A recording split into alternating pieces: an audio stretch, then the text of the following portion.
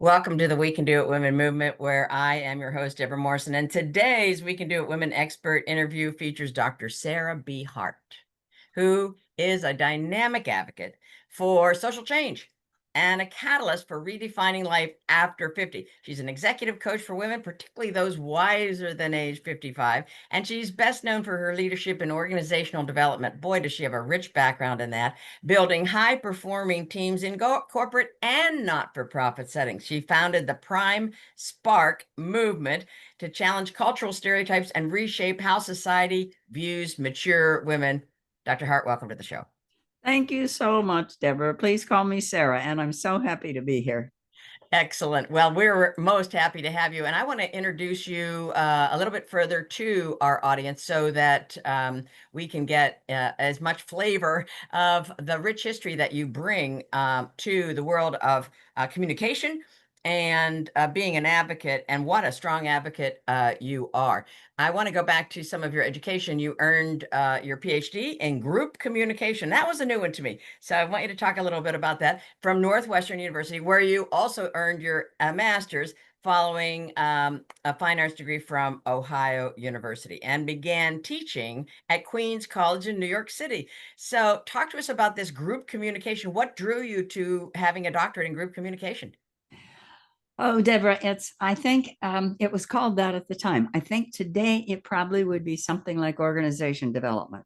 Okay. But at the time it was called group communication. And what drew me to it was, when I was in high school and college, I had been in communication. And so I had a double major in college for English and theater. And Oh so when my. I got to Northwestern, I didn't really want to pursue theater, but I wanted to pursue communication. And I really was was most interested in person-to-person communication. So I didn't want to go into Northwestern is very well known for all of its communication, but Communication. yeah, I wanted to be in the group communication. And it was a brand new field when I was there. It was just starting. It was during that time when Esalen started. And for anybody who knows Esalen here on the West Coast, it was a big, today we would say it was very woo-woo, but that's where a lot of the group movement started. And it was a time for the first tea groups. And so we did tea groups. And so it was a heady time because it was the late 60s. So there were all sorts of things going on Oh, yes. in Chicago. And so it was exciting. And so I just got swept up in that. Wow. So then, when did you start working at Pfizer? Did you have the Okay. PhD Yeah. already? Okay. So I taught at Queens College. And then from there, I went to Pfizer um, and worked there for 20 years. Most of the time, 19 and a half years, I was in the research division, 5 years in the UK, and the rest of the time in Groton, Connecticut. So I was there from, 76 to 96. Oh my gosh.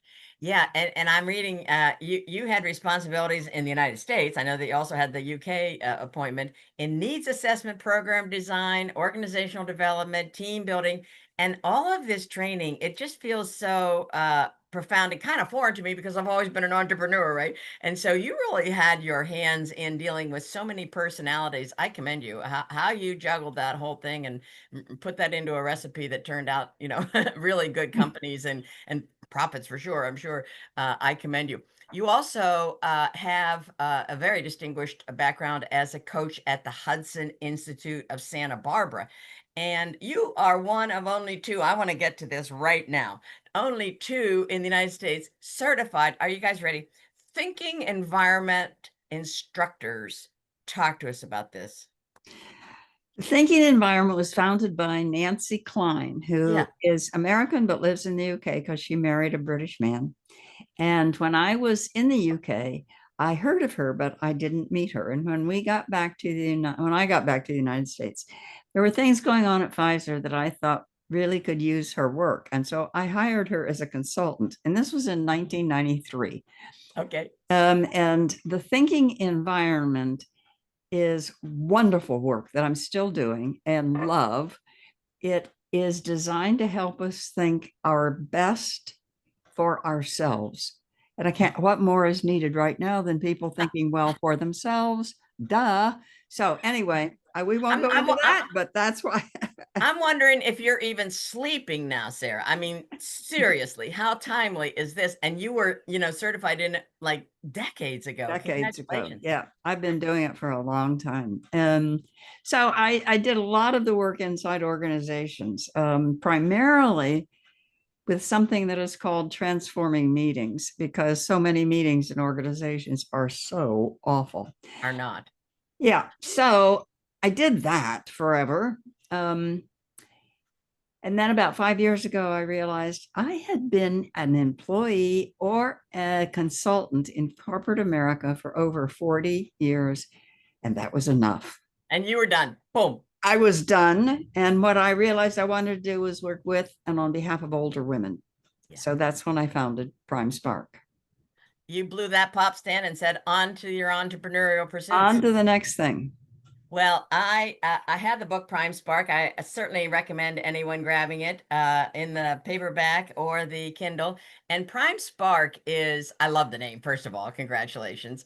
And it is really about celebrating women's prime. And that has transformed itself to being quite relevant today. And the opportunities seem to continue to expand. So talk to us how women have really kind of come along with you, and you've been doing a lot of leading in this regard in order to just to bust through those limiting beliefs about what getting old or mature is. So talk to us about that. Yeah, Debra, it's interesting because I started this in 2020, I think. That, I mean, what else was there to do but sit and design something new? Exactly. And at that point, gendered ageism was just not very much on the radar. I mean, it just wasn't there very much. But now, 5 years later, there are so many books that have come out about the value of women over 40, 50, 60, 70, 80. And so things are changing, not as fast as I would like them to change, but my mission is to change the way our society sees and treats older women. And I don't know that will happen in my lifetime, but things are changing. I have a podcast and I've interviewed 120 some women on that podcast, and they're all women mostly who are over 50. And I say to them, do you experience getting older? And if you do, what is that experience? And if you don't, why is it that you think you don't? And I haven't kept track, but I bet 95% say, yeah, physically, I can't quite do what I did. But other than that, I feel better than I've ever felt. I'm more me. I don't care what other people think. I want to Now we're do in what I it. want to do. And so it's our time. It is our time. It is our time. And you talk about and I love your phraseology. You're right. Well, persistent ageism and this gender bias, of course, in every place in the media and culture, and it has the intent and the effect of marginalizing older women. And to me, it feels like we are morphing out of this, focus on, or at least you're leading the way, instead of focusing on what older people need, let's focus upon what they're bringing to the table, the rich wisdom and that kind of, you can't buy that kind of experience and prowess. And corporations should be eating this up. And yet they're not. They're not. I think at some point they may be forced to, kicking and screaming, because they're not going to find people to hire. Exactly. And I hope at some point they realize the value of experience and wisdom, and having been there, done that, seen it before. And let's not reinvent the wheel unnecessarily, but let's invent it if we need to. Yeah. And that is what older people can do. They can see when change is necessary, and they're happy to have change, but they also know what the history is. Yes. How we got to where we are. Let's not make these same mistakes. And so, yeah, I see this actually, Debra, I mean, I just work with women. I'm not saying that ageism doesn't affect men, but I work with women. Right. And I see this as the second women's movement of my lifetime. The I think first you're one exactly was right. in the 60s and 70s, and the second one is now. And we are in exactly the same way we did then, changing how we're seen, how we see ourselves, and the role we play in society. Yeah. That second women's revolution is so key and right on. And I think you're hitting on something with how we see ourselves, right? So I'm glad that you're interviewing these women and they're talking about the fact that, you know, they are keeping on, keeping on. Tell us a couple real life stories about how you've helped women build confidence and navigate these transitions. Well, I think about one woman that I worked with, and we'll say her name is Barbara. Right. And she had been a therapist slash coach for many, many years, was very good, was very successful, but was just sort of, is this it? I mean, really. And so Plateauing. Yeah. um, what we realized was she was really, really interested in the immigrant community in her town. Nice. And so she found an organization where she could volunteer for several hours a week and loved it, and was so good that they gave her a full-time job, and she could Nice. gradually close her coaching practice. So she is so happy. She feels so fulfilled, Yeah. and is shining brightly in the world in an area that needs a lot of help and wisdom. And so she's a wonderful example for me. I think of another woman. We'll call her Connie. She had a brilliant corporate career and was very effective in her role. She was typical of most women, not most, but many women, Yeah. loved helping. She Oh, yeah. loved taking care of. And she was really good at it and she loved it. And so she ended up in a fairly high position in IT customer service. Perfect for her. She could help people all the time. Okay. And then she retired and moved into an over 55 community. And we started talking because she was so tired of helping other people. She had helped everybody she worked with. She was taking care of a husband who needed a lot of serious care. And the people in her community just kept asking her to do things, and she was exhausted. And so we started focusing on, what does she want? What does she need? What's good for her? And she would never stop helping other people because that's part of her core. That's, But she yeah. did find that she could learn to say no some Oh, of thank the you. time and Oh, devote thank you. time to herself. And she loved being in her flower garden. She loved riding her bike. She loved discovering swimming again. And so her life is much more balanced and full now that she is able to also take herself into account. Isn't that the truth? And a very wise woman, a dear friend of mine, said, "Until our no is taken seriously, our yes is meaningless." Yes. Now try that on for size, everyone, because if we're yes, oh yeah, I'll do that. Yeah, yeah, I'll do that. And pretty soon, like we like put our head in the pillow, maybe, at 2 in the morning and say, what did I say yes to again?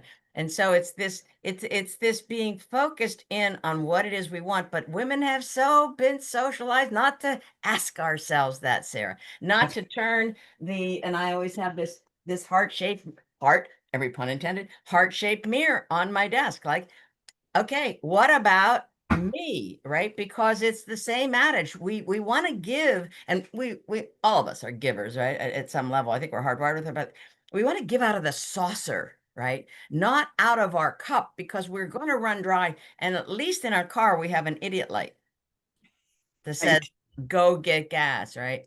And so you have been very instrumental in giving women the hope that no, burnout is not the only option. Let's step back one step short of that or 8 steps short of that and redefine. And I'm so grateful that you've done this with this woman that we'll call Well, Connie. Connie, and Connie is such a good example because people think, well, maybe I'll get selfish. Maybe I'm going to say, you're at your core, you like to help. That is not going to go away. Yeah, Just turn some of it onto yourself because you're not going to be able to help anybody any moment now. that's right. You're exactly right. And when I say to women, especially around money, they're like giving their son one more loan gift. And I say, what the best gift you can give your kids or your friends or your family, whatever, is to be whole and take care of yourself financially, health wise, for sure. Because like, let's think ahead, right? If we don't, we'd be like somebody drawing a short straw, like who's mom going to live with this 6 months, right? I mean, and not that we don't love our parents, but the fact is, it's incumbent upon us to think ahead instead of, all right, who can, take my, 8 hours this week. And so I so applaud you. You have a consulting firm, Heartcom. Talk to us about how you formed Heartcom. Well, when I left Pfizer, I didn't know what I wanted to do, actually. All I knew, I wanted to live in San Francisco. So I sold almost everything I had, put a few things in the car, and drove to San Francisco from Connecticut. And ultimately realized I didn't want to work for anybody else ever again in my life. Pfizer was a wonderful company, but I was done. And Yeah. so I started Hardcom, and Hardcom, I started it before the .com era. So the com Oh, was it's so cool. my last name, and communication, commitment, and community, Heartcom.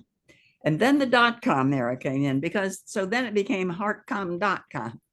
And I decided that I wanted to do everything that I had been doing for years at Pfizer, and none of the stuff I didn't want to do. And what I wanted to do was the executive coaching, the offsite meetings, the team building, leadership training. And so that's what I did with through Heartcom for 24 years, Oh my God. um, along with a lot of the thinking environment. Right. And so that was the Heartcom work. And I still have Heartcom. I still do thinking environment work. I don't have any desire anymore really to do the same kind of work I was doing inside organizations. I'm sort of done with that. That was a lot of years of doing that. I would like to work with organizations to help them understand the value of their older women, but Right that now. doesn't seem to be on anybody's interest radar right now. I So know. I'm hoping that with a gradual change of things, that maybe that time will come. Hmm. We'll see. Wow.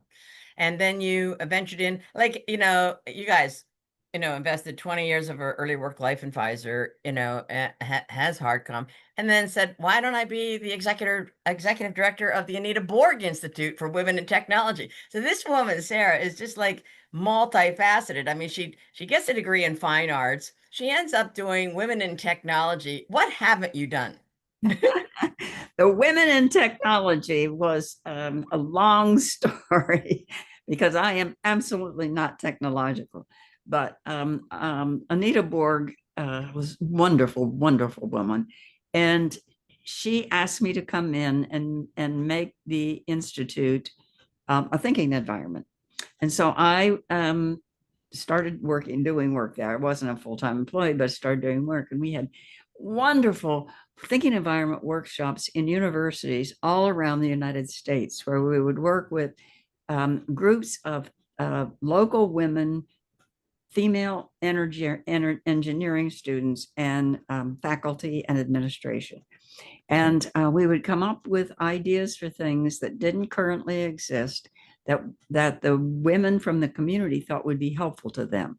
And then the young women engineers in their class started designing these things and came up with wonderful designs for these things. So as compared with how most technology gets developed, where it's just, wouldn't this be fun to have more bells and whistles? This started from a need from the community women. So anyway, Wow. it was wonderful. Now, very sadly, Anita Borg was diagnosed with brain cancer and had to leave, that being CEO, and um, asked me if I would take over executive director. I didn't really want to do it, but I couldn't say no. You couldn't say no to her. No. So I did it for a couple of years. And then I said, look, you guys, I'm not a technologist. We need a technical woman head of this organization. So we got that night and I left. But it was a wonderful stint while it lasted. And I learned a lot Well, of technology I wouldn't have learned otherwise. and I think as we're out there now, I think there's this little notion that, oh, women aren't involved in AI at all. I know a lot of women that are foraying into artificial intelligence in baby steps, such that they're getting their feet wet. And I think it's going to be, a very, very good chapter in women's lives. It's about building the confidence, and you have a rich history of doing that. You're helping women build their confidence, whether they're wanting to be a corporate leader, whether they're going to open a business and be an entrepreneur, be in the not-for-profit space. So talk to us about some of those coaching tips and tools that you use to buttress women's confidence, because sometimes there's this the pall cast across society, right? And Yeah. and it really deadens, every pun intended, our creativity. So how do you spark that with Prime Spark? Well, I think that the best thing you can do for women is to help them understand what have you done so far in your life that's gone really well. There you go. Um, and they have trouble saying. I mean, I don't know about men, but women could give you 3 lists of things they don't do well, or things they've messed up. But to try to get them to talk about what they've done really well, what their skills are, where they've really contributed, it's like pulling teeth. But you can do it. Yeah. You can do it. And once women start to see, oh, I have done that. I can do that. I do have those skills. Then you help them dream. That's right. And I'm I'm against the tide on this, but I'm very big on not finding your purpose. I think Okay. that really stifles people. I think is scary. My It's kind of purpose. like a big question, isn't Oh, it? my purpose. Oh, my purpose. And Yeah. I don't, I have got the number of purposes that I've had in my lifetime. And so I don't find your purpose. Find your fun. Find Oh, I love that. All right. Let's see that again. That's mic drop. Find your fun. find your fun. Find what really interests you. Play, explore, go do things you've never done before. And that is scary for all of us, but you can't find possible new paths forward without exploration and play, and not having to worry about this is it. I mean, I think if we know anything about work life right now, we know that it's not it for Yes. almost anybody anymore. So when people think they're safe staying in a corporate environment, I say not so much. Yeah. Yeah. Right now. Not Right. so much. So anyway, that's a long answer to your question, but I help women see what they've done, what they're really good at, what they really sparks their interest right now and gets their attention, and then explore and play with it and have fun. Totally good. This whole you just launched a sentence which is gorgeous, and I just the word safe came out because of course I am dealing with people talking about safe money options, right? Safe certificate of depreciation at the bank. Yeah, it's safe. It's never gone up. So is it safe in terms of your purchasing power? Oh, we better redefine safe. There are more risks in finance than principal risk. So what you thought you had solved by not having your principal go down, guess what? It doesn't go up either. And so inflation, everything. And so this notion of safe, which actually, we've been kind of really socialized about, the woman kind of in charge of the household, make sure nobody gets hurt badly and stuff like that. I get it. And yet, I think that when we look back at the major transformations in our life, and they've been typically many for many of us, we have been outside our comfort zone, have we not? And we have done something new or proven to ourselves, I, I can do that. And so I think you're very wise to just let's get out a win on the table. And so I suggest to people, just get your journal out here. I'll give you a piece of paper. I want you to write down what your best friend would say about you. And we soon find out that they've run the daycare and they, did the but. And so this is a lesson in of itself. We don't even need a group to do this.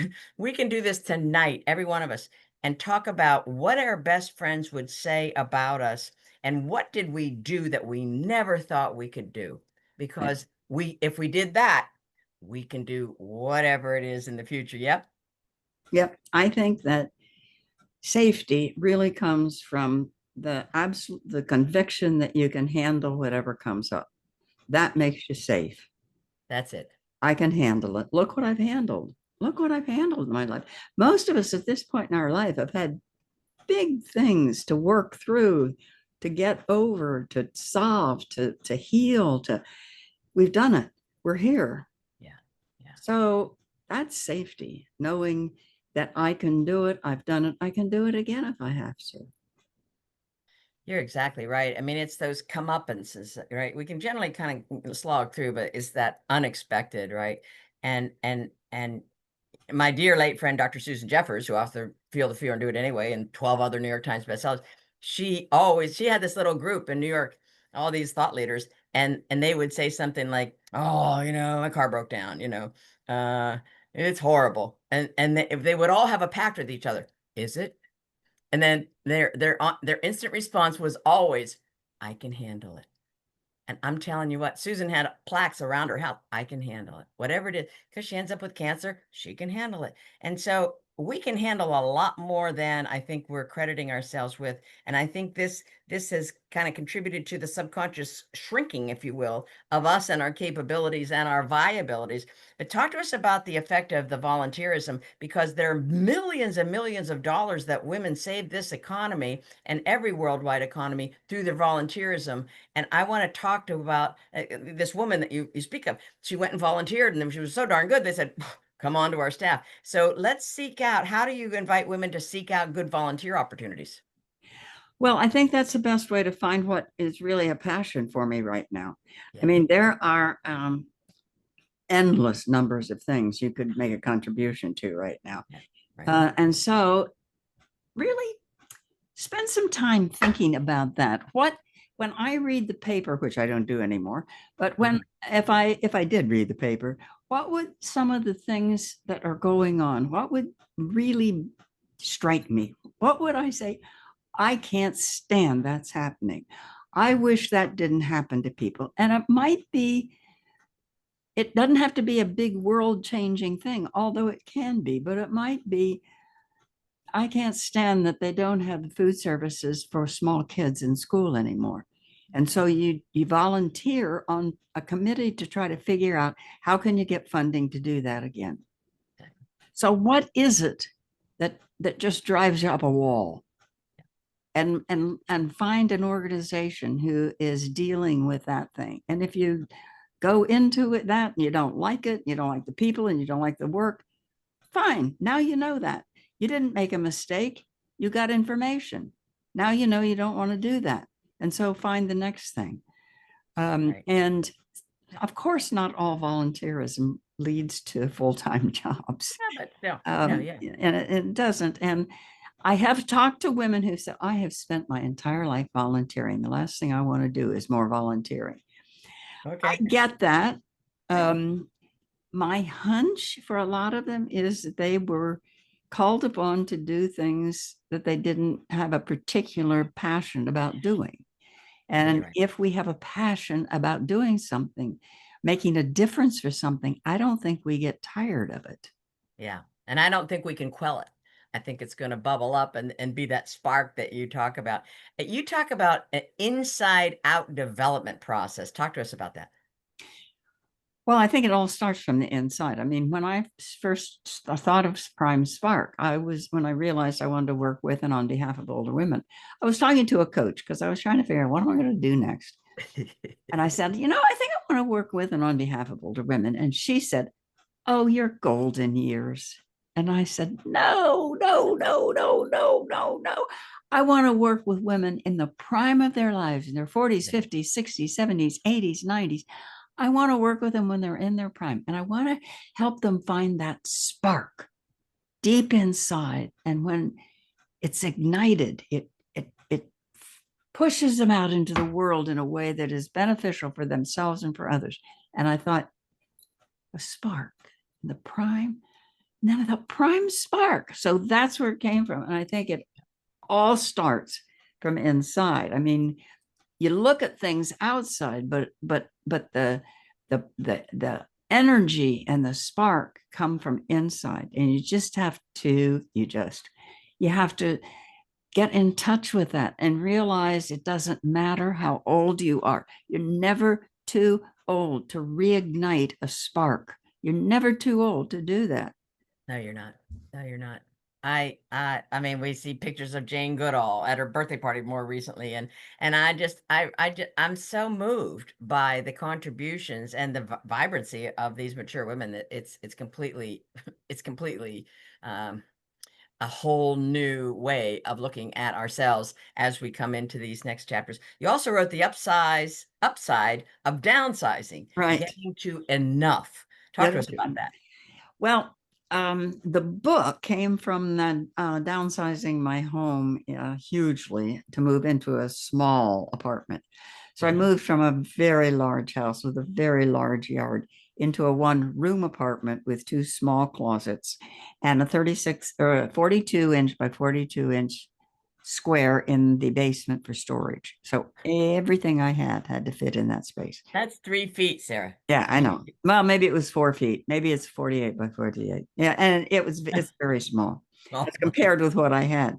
hello. And it was hard. I mean, Mhm. I had already gone through that big downsizing when I moved from the East Coast to the West Coast, but I accumulated things again because however much space you have, you will fill it. Yes. So I went through that and it was hard. It was harder this time than it was the first time. Okay. Okay. And so I thought, what might help? And I thought maybe I'll start writing about this. And then somebody suggested I talk to a book coach, and that's how the book came about. But the name really came from the upside of downsizing, getting to enough. When I first left Pfizer, I was living in San Francisco. I didn't know what I wanted to do. All I did for morning after morning after morning was go to the gym and work out, and then go to the coffee shop and sit and drink coffee and read the paper until I was done, because you can't do that when you have a busy full-time job.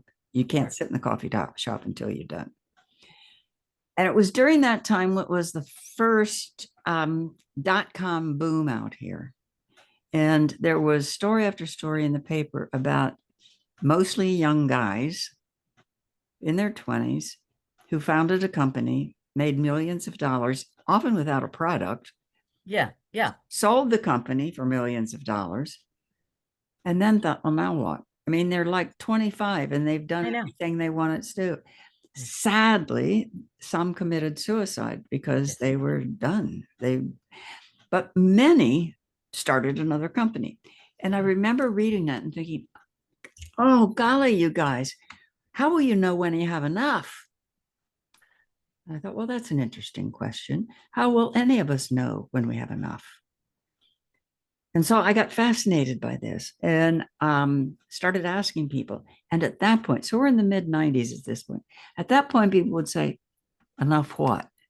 Yeah. Um, because it hadn't occurred to people yet that Yeah. we we don't have endless growth without huge impact on our world, on our environment. Right. We, the constant accumulation of stuff affects us personally, our soul. Yeah. And but we weren't there yet. Now I find when I ask people that question, now how will you know when you have enough? They, oh, that's a really good question. But that's a change. That's a big change from the It mid is. 90s.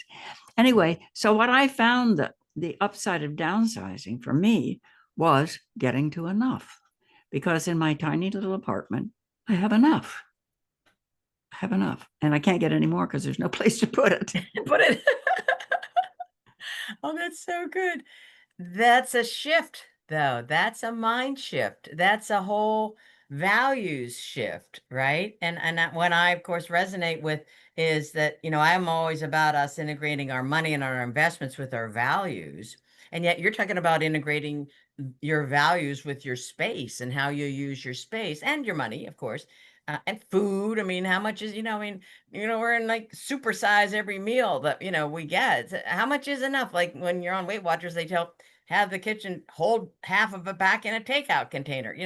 Right. There's a lot of validity in that. So I Right. think that this whole shift is so vital, and it brings us into an accountability, I think, that's that's wise and hopefully will, put seeds in the ground for us to be a more responsible society for sure. Because I hope so. I mean, I don't advocate poverty, and I don't advocate people going without. And from the very beginning, there was a couple of people at that point who were doing different kinds of work.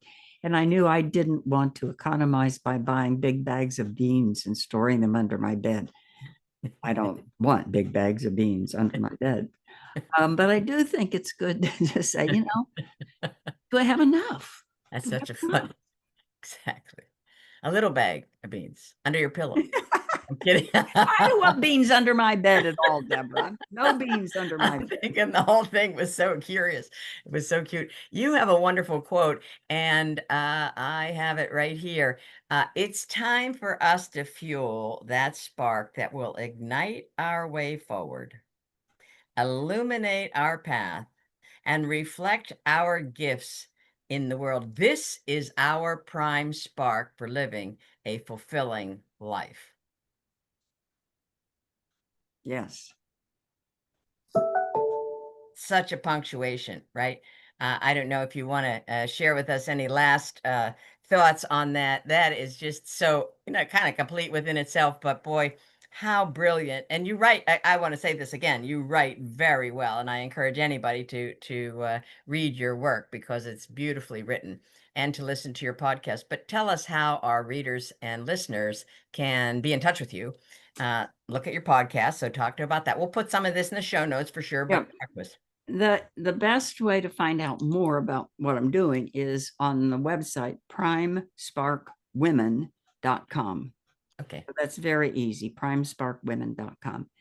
And I would love to hear from anybody about how you react to what we've talked about. And that could be Sara Hart, SaraHart, at Hartcom, HARTCOM.com.